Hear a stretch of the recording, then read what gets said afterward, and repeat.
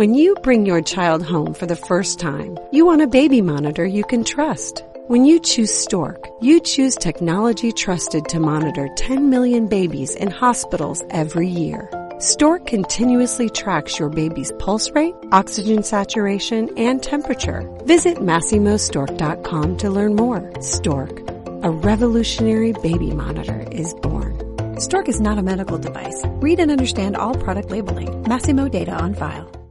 Moms and dads, I bet you can relate to this email. Kirk, my son is just like the kids you described in your podcast. He comes home feeling defeated after school, feeling like he isn't smart. But I got him Crunch Labs, and he loves it. Building the new toy and watching Mark Rober makes him feel smart. And then he explains, talking a million miles a minute, like our kids do, all the cool science facts he's learned. It's like I get my real kid back when he's building his Crunch Labs toy. And that is exactly why I was so psyched when my niece first told me how her son loves Crunch Lab. Confession, this is the one sponsor I wanted more than any other because it's such a perfect fit for our kids. So go to crunchlabs.com/calm and you'll see why. Crunch Labs is a STEM monthly subscription build box for kids.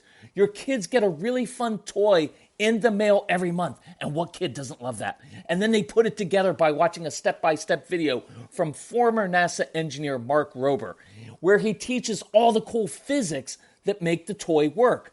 Mark's passion is helping kids think like engineers. And this helps your kids develop resilience and problem-solving skills while having a ton of fun. Get your kids something they will actually love, use, and look forward to getting all throughout the coming year. Build your child's confidence now. Visit crunchlabs.com/calm and get your kids Crunch Labs today. Hello, everyone. This is Kirk Martin, founder of Celebrate Calm, and we're glad you're here for this podcast.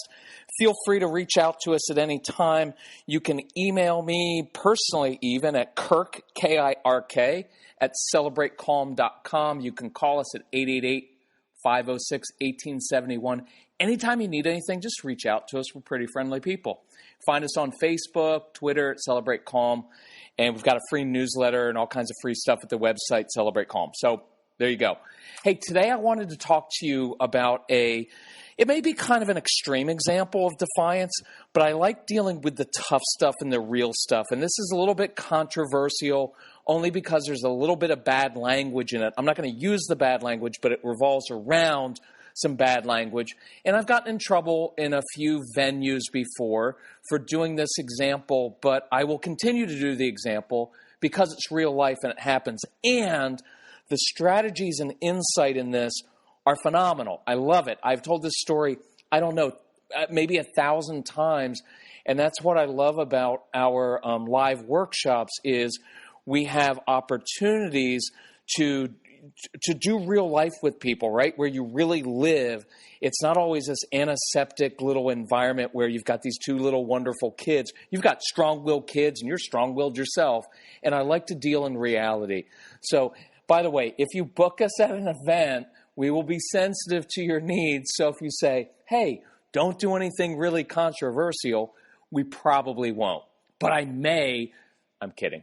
No, I'm not kidding. Actually, I may. You know why? Because sometimes it's helpful not to offend people, but to really provoke people to think. Because we have all these blind spots and all of these parenting axioms that we've believed, right? Like here's one. Oh, if you're firm with your kids and you tell them what to do and then you're consistent with consequences, your kids will listen to you. You all have been told that, and you've been told a lie because you have kids who don't care about consequences. And so, yes, book us. I promise I won't offend you too much, but our examples are really good, so I want to do this one. So it's called the FU example because in this example, a child tells his father, F you. And I know that may not happen in your home, but sometimes things get pretty heated. And I know even in good Christian, Jewish, Muslim, whatever homes, you guys occasionally swear at your kids. And some of you even drop the F-bomb, usually on Sunday morning before church, right? When you're in a hurry and you can't find a parking spot at church. So here's the example. It's a real life example of a good Midwestern family, Minnesota family, nice family. They've got 2 kids, probably like in your home, where one of the kids is the more compliant, easygoing child, does what he's told to do, doesn't have any problems with school. He gets along with other kids. Everything's wonderful. You have that child. You feel like an awesome parent. And then you have another child who's strong-willed, who does everything exactly opposite of the way you want them to do it. They put up a fight about everything. They have all kinds of weird little quirks. Now, they're not weird to me because I'm kind of like that, and I like some of their weirdness. I like that they're different. Okay, usually it's just a sign that you're a really rigid person and you have some issues. So you've got to understand your kids. Otherwise, you will perpetually have power struggles with them over these things. So this family, 2 kids. So one night at dinner, dad tells the one son, hey, you need to go do your chores. So he gives him some chores. And the more strong-willed son begins to kind of hem and haw, because that's what our kids do. They're never going to reply, why, of course, Father, I wasn't having a good time texting or playing video games. I was hoping you'd give me additional chores so I could learn the value of hard work and responsibility, sir. They're not going to respond like that. They don't want to do their chores. And so when the son starts to hem and haw about it, dad and mom's anxiety kicks up because you start to think, how is this child ever going to be successful in life? Why can't he do one simple thing the way I asked him to do it? It's not that hard. If he would just do his chores, he would be done in 15 minutes and he could have the rest of the night to play. And then all this, it comes out of your mouth. So dad begins to lecture this son, right? And say things like, you know what? Your brother never gives me any problems when I tell him things to do. And out of strong-willed child's mouth come these words, F you, Dad. Only he didn't say F, he said the word. Now, may not happen in your home, but you definitely get that attitude sometimes. So, what is the appropriate response when your child flips you off or just resists you, right? Again, we're not going to, I don't like the, we're a little bit too soft sometimes on our kids, and we're a little bit too sensitive with them. And I don't want to say like, oh, honey, you know what? I really appreciate how you express yourself. Yeah, I'm not going to do that. Now, my natural response as a father, and this is probably what your response would be and what the dad did, was to just jump up and go full into this. You know what, young man? You're not going to talk to me like that. You don't use that kind of language in this home. You don't talk to your father like that. You're supposed to honor your father and mother. If I would have said that to my father, I would have sent him up to his room. I would have taken away his cell phone. I would have taken away his video games. I would have taken away food. I would have grounded that child for a month for talking to me like that. And you know the truth? If you did that, you'd be fully, it's a fully rational thing to do. And there wouldn't necessarily be anything wrong with grounding your child for a month for talking like that, right? So if you do that, there's nothing wrong with that, right? That's an appropriate response. I'm not saying, because sometimes people are like, oh, well, you're going to let them get away with things. No, I don't let a child let them get away with anything. But I'm not going to react and start to get personal by saying, you never listened to me. Why do you have to make life so difficult? And I'm not going to compare to their siblings and just crush their spirits. There's no need for that, right? So I want to show you a different response to this. And here's the beautiful part as well. Let's say that you initially respond with that. You're not going to talk to me to your room, and you get in a big shouting match and you say things you shouldn't mean. Fine. It's going to happen. You're human. Now, here's an opportunity. And again, I've mentioned this before, but I believe it. These nasty situations that you don't want to deal with, this is why you are a parent. It wasn't designed for everything to be wonderful and you have kids and you tell them what to do and then they do it. That's not how it's designed, because that's not how life works, because it's never worked like that. Even in the 50s, it didn't work like that, okay? So we always have these things like, oh, in the old days, kids used to listen to their parents all the time. The first family was Adam and Eve. They had 2 kids, Cain and Abel. One of the first 2 kids was a murderer, right? So if you're doing better than a 50% murder rate among your children, historically speaking, you're doing pretty well. Just saying, it's nothing new, okay? So these are huge opportunities to use these really emotional situations. Because look, that kid just flipped his father off. That is a highly charged environment right now, right? And you can see mom gasping, and she doesn't know what husband's going to do. The other son is watching thinking, my brother just said that to my father? How's he going to handle that? And there's this whole dynamic in the home. And what I'm telling you is we usually don't handle it the right way. We usually just react and yell. And if we learn a different way, it can be a huge opportunity to, one, discipline your child, which means to teach him a different way, and to build a closer relationship. And that's why I never get tired. We've done probably 1,500 workshops, and sometimes I tell the same stories, and I never get tired of these for this reason, because it's all about changing relationships. It's not just about changing a child's behavior. You are literally changing relationships for the rest of your life.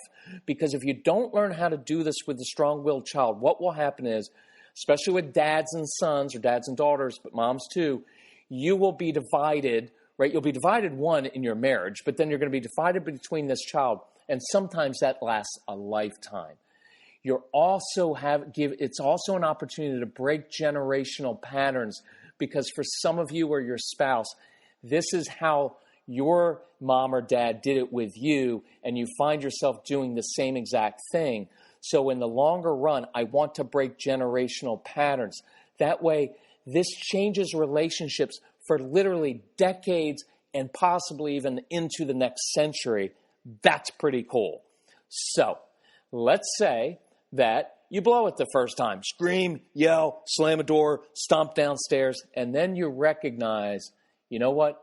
I didn't handle that the right way either, right? It was wrong of him to say F you, but that doesn't justify me screaming, yelling, getting personal with him. Yes, you are justified to take away everything and ground him for a month, fully justified, but I'm going to show you a better way. But you're never justified saying personal things, yelling and screaming at your kids. You're just not. So here's how I would handle it differently. And for a little bit of background, you guys know, if you've listened to our podcast or our CDs, we talk about giving kids wisdom and tools. Wisdom and tools. So I collect myself as the dad and think, I didn't handle that the right way. So I go back upstairs to my son's bedroom and I humble myself, because it is humbling.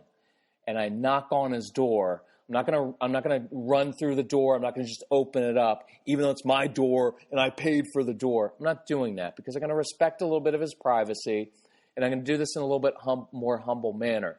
So I knock on the door. Child may not even answer the door, and I may just say, "Hey, you know what, son? I shouldn't have said those things. I didn't handle that the right way." Now, child may open the door. He may not. I don't know.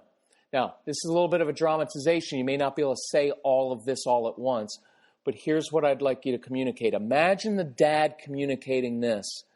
You know what, son? I shouldn't have handled it that way, but I do know these two things. One, I know that you know saying those kind of words to your parents is unacceptable. Now, let me stop here for a quick aside. That phrase, I know you know that's wrong, that is a great phrase to use with your kids who are in trouble all the time. Because watch what we usually say. What were you thinking doing that? How many times have I told you not to do that? You know what we're really saying, if we're honest? You're an idiot. I have to tell you so many times. You know why? Because you're an idiot. That's what we're saying. None of you would allow your boss or your spouse to say, honey, you know what? What were you thinking? Your response would be, I'm rethinking my marriage choice. That's what I'm thinking. So I start off, that's just a great phrase. It's an acknowledgement that your child knows that flipping you off or calling you those names is wrong.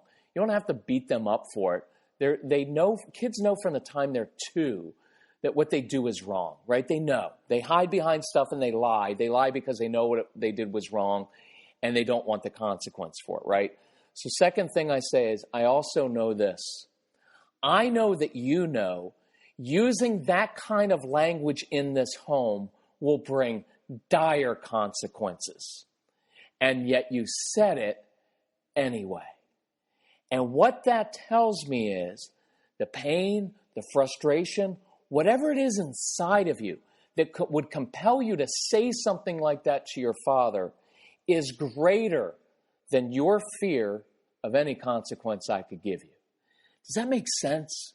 See, I'm breaking it down. I'm using some logic now because I've calmed myself down first, and I'm really breaking this down. See, now that if you're away from that situation, you can think, yeah, it doesn't make sense that a kid would flip his parents off or say, you're an idiot or I hate you. It doesn't make sense. Why would they do that? Because they know it's wrong. They know they're going to get a consequence. So the real point is there's always something deeper to it, right? An example I've used before with a child who's being defiant about, I'm not going to go to Taekwondo. He uses that language of, you're stupid, Taekwondo's stupid, I'm not going. He defies you on purpose because, look, his fear of rejection at the Taekwondo place by other kids or the instructor, or his fear of failure, is greater than his fear of any way that you could punish him. See, does that make sense? And so you're starting to give your child wisdom, and here's what you're really saying. I know you know what you just said was really inappropriate, but I know that's not the real issue right here. That's the outward expression of something that's going on inside of you. And see, here's what I know for your kids today. Maybe your kids are getting bullied at school, right? And I may even say, listen, honey, I don't know what's going on inside of you, but I do know there is something, okay? Maybe you're frustrated at school. Maybe you're getting bullied at school, right? Maybe you're just anxious. Maybe whatever it is, or maybe just maybe it's a way that I've treated you. And so, listen, son, if I've played a small part in this even, I want to know. So here's what I'm going to do. I'm not going to just send you to your room and make you stay up here all night by yourself. Here's what I'm going to do. I'm going to leash up the dog. I want to go get some fresh air and take a walk. And if you want to come walk the dog with me, I promise you, I will not lecture you. I will not tell you about my childhood. I will not ramble on and on. I simply want to listen to you because I want to help you with whatever you're struggling with. Let me stop it there for a minute. There's an invitation. And part of what we teach in our CD series, one of the phrases you're going to learn if you listen to the bag of CDs is, motion changes emotion. And I always like to get kids moving when they're upset. I don't like to go toe-to-toe with me standing in my son's bedroom door with him on the bed, us facing off. We need to talk about your attitude and the language you've used right now, young man. Does that ever work? Does it ever lead to a constructive conversation? It doesn't, right? And so here's what I'm doing. I'm moving us. I'm saying, listen, I'm going to get the dog and I'm going to go for a walk. Do you want to come join me? So we're going to be walking the dog. I'm not going to be sitting face to face. You know what? You need to come downstairs. You need to sit down and we're going to stare at each other and we're going to have a productive conversation about your attitude. It doesn't work, right? It just puts the child on the defensive. See, I'm going to be outside. I'm walking next to him. We're walking the dog, right? If you have golden retrievers like we do, they're automatically happy and it just changes the environment. It's more conducive to having a good conversation instead of just having one more confrontation, right? So there's some movement there. There's an invitation. And I was going to say this later, but it's in my mind right now.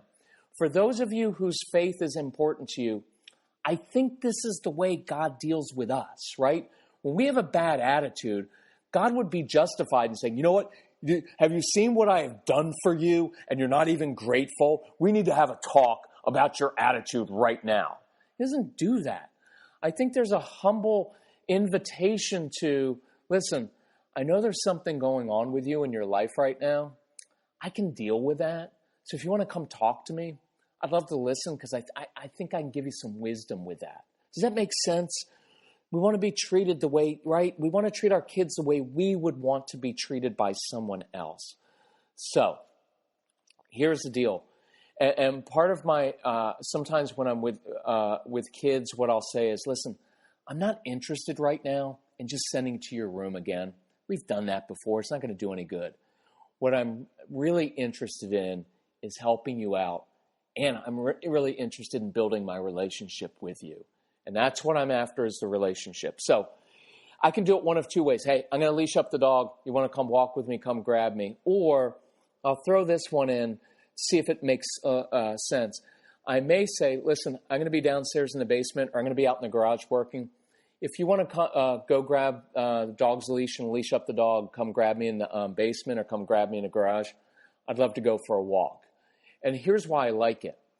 Because it's a tangible physical thing that the child can do that is kind of like a code word, right? Because it would be really awkward for that child who just flipped you off to come and say, Dad, Father, I'd really like to talk to you right now. So when you see your son coming or daughter coming with the dog leashed up, that's an instant sign of they just took your peace offering and they're humbling themselves and they want to go for a walk. It's just a beautiful little thing. Sometimes with kids who came to our house, because we had about 1,500 of these kind of kids, strong-willed kids, in our home over the course of a decade, and they would get upset and they would say things to me. And sometimes I'd have a code word, or they'd come in and they grab a football. And they grab the Nerf football, and when I saw them grab the Nerf football, what that meant was they wanted to go outside with me and play catch. And I knew then that they were humbling themselves and they were ready to have that talk, if that makes sense. So I guarantee you, if you do this kind of invitation to your child, eventually they will come to you. They may not do it that night. They may need some time, right? So saying that phrase of like, when you're ready, hey, when you're ready, I'm all ears.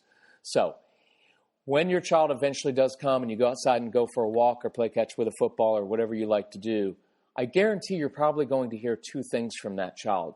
Number one is this: Dad, I'm sorry. I shouldn't have said that to you. That was awful, right? And I just got contrition. And we've talked about that a lot before. Instead of forcing an apology, I want an apology right now, young man. Instead, what I just did is I led the child to a place where now they apologize and I get contrition. See, all this fake yelling is hurting my voice. So, excuse me. So, number one, I'm going to get contrition, right? And I know you want to hear that, and that's appropriate. You want to hear that. So, by leading them and giving them some space, you will get that, and then you can forgive them, right? And that's just step one, right? That's just the entry point here. But what I really want to get to is then to hear, Dad, and then for them to explain, it may be something that's happening at school, right? It may be that a boyfriend or girlfriend broke up with them, that they don't feel like they get along with the other kids, they didn't make a team, whatever, and they just took it out on you. Does that mean it's appropriate? No. But now you can get to the root of the issue, and now you have a chance to listen and to share some of your life wisdom with them so they can deal with whatever they bring up. Now, in this example, because this is a real-life example, here's what the child ended up saying, and I know this will probably resonate for, 60, 70% of you. Dad, it feels like you don't like me as much as you like my brother. Oh, man, if you could really listen to your strong-willed child's heart sometimes and what's really going on, that's what they feel like. Do you know what it's like to go through life just being different? And to be honest, people like me, I was a strong-willed child. We know we're a little bit difficult. We don't like doing things the normal way. It's boring. It's stupid. It's all those things your kids say. I still, at age 51, I don't like doing things the way other people do it. It's not in me to do that. And I know that makes me at times a little frustrating to other people, and I know that. Now, I'm old enough that I can soften it and I can let people know, hey, nothing wrong with you. It's just that I'm a little bit different, weird, and odd, and I'm comfortable with it, and I'd like you to be comfortable with it as well, right? But your kids can't say that because they don't know that. And so they just feel different. They feel less than their perfect brother or sister who always gets good grades and has all the friends. They feel different from other kids who can play sports, because some of your kids don't play sports well, either because they have sensory issues or because they're not that athletically inclined, but they're awesome at building with Legos and doing other stuff. Or it could just be that they have control issues, and so they don't get along well with other kids because they steal the ball, change the rules of the game, and cheat all the time, and so they don't get along well. So for those kids, this is what I would love to hear from that child. And so when he said, Dad, I don't feel like you like me as much as you like your brother.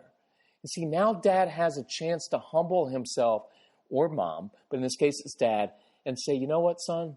I can understand why you'd feel that way, but here's what I want you to know. I love you every bit as much as I love your brother, but I do have to admit, it's difficult at times. Sometimes I don't know how to connect with you, right? And so I had to do that with my own son, Casey. I had to tell him at one point, I said, Casey, I just don't know how to connect with you. And so here's what Casey and I came up with, and I encourage you to do this with your strong-willed child. You're going to have to find something that they're interested in, their passion, not yours. You're going to have to find their passion. Take an interest in it. Now, the hard part is most of your strong-willed kids have really odd passions. They're interested in weird stuff that you're not going to like.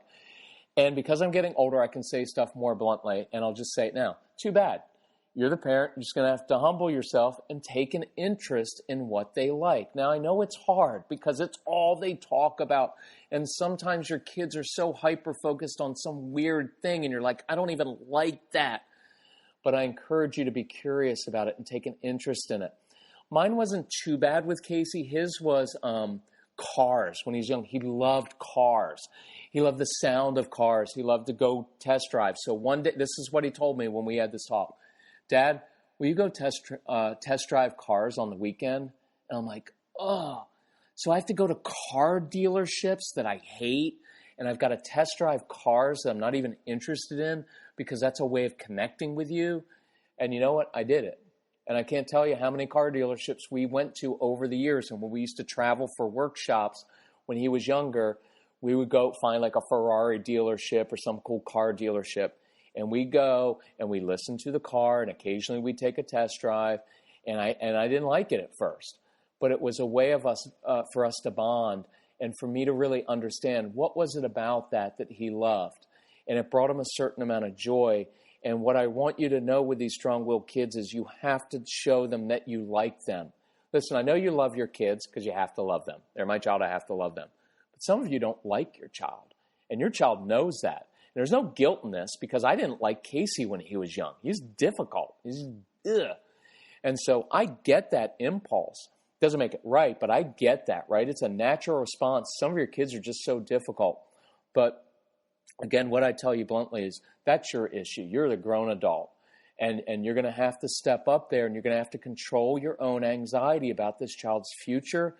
You're going to have to let go of your own control issues because you want them to do things exactly the way you want them done every time because that's the way you've done it for the last 40 years. And I'll just be brutally honest with you, it just doesn't work with a strong-willed child. Does that mean you give in to them and you let them get whatever they want? Absolutely not. But it does mean that you change the way you deal with them. And I do encourage you to do this, okay? Go to our website. It's Celebrate Calm. Either on the home page or the products page, you'll see a little thing that says special sale. We have a bag. It's called Get the Bag. It's a bag. It says Got Calm on it. And in there are our most popular CDs and that we have used over the years. And the reason that I'm so passionate about those is this, because over the course of the last 15 years, it is CDs like this that have changed literally hundreds of thousands of parents. And I know it works because when you listen to these things again and again and again and again and let your kids listen, it begins to change how you view your child. And you'll have all of these practical strategies and the words to use right at your fingertips, right? Because you've just heard it or you're listening to it in the moment with your child. So go on there. We have a special on there. And if you get the bag of CDs, it will show you how to do this. But included in that is the 30 Days to Calm program, which shows you as mom and dad how to actually control yourselves and get calm and not react all the time and control your own control issues and control your anxiety. And so go look for that. If you need help with it, if you need help financially, And look, I'm pretty honest. I am very honest with this. Our products are more expensive than other people's. And they're more expensive for a couple reasons. I want them to be expensive for these reasons. One is self-respect. My stuff is really good. I spent a lot of time working with kids and coming up with this and making it practical and making it so that you can actually implement it. And it's really good. And I want you to respect my work and our work here. So that's why it's expensive, because I want you to know when you're getting this, it has the power to change your family tree. That's important. The other reason is because I want you to have an investment. Because in the early days of Celebrate Calm, look, I'm one of those big-hearted people. I want to save the world. I want to help everybody. And in the early days, our stuff was really, really inexpensive. And a lot of people bought it. And you know what happened? They never listened to the CDs because they didn't value it and it was so cheap. When I started to raise the prices, people said, oh, we made an investment in this. We're going to listen and we're going to do it. And that's when all the testimonials came in. That's when people started changing their homes because they started listening. So I want you to know that it is a little bit expensive on the surface, but again, I could justify it and say, you know what, you guys have spent way more than this on therapy, and it's way better than most therapy, and you spent all this on testing. For $150, I'm giving you, 8-10 hours of practical strategies and insight you're not going to get anywhere else. So anyway, the other thing I'll tell you is this: if you need help financially, ask for it. That's called being assertive. Email my son, Casey, Casey@celebratecalm.com. If you want to talk to a woman, email Emily at Celebrate Calm or call us 888-506-1871. We will help you with this stuff. You just have to ask for it, but we're passionate about it. So I'll close up with this. I would encourage you, the next time one of these situations happens, instead of reacting immediately, I want you to step back and I want you to control yourself first. Calm yourself. Try this. You won't like it, but try it. Humble yourself. You don't have to, right? Dad in this situation was justified in saying 30 days, you're grounded. He was justified, all of that. But just because you're justified doesn't mean it's the best thing to do.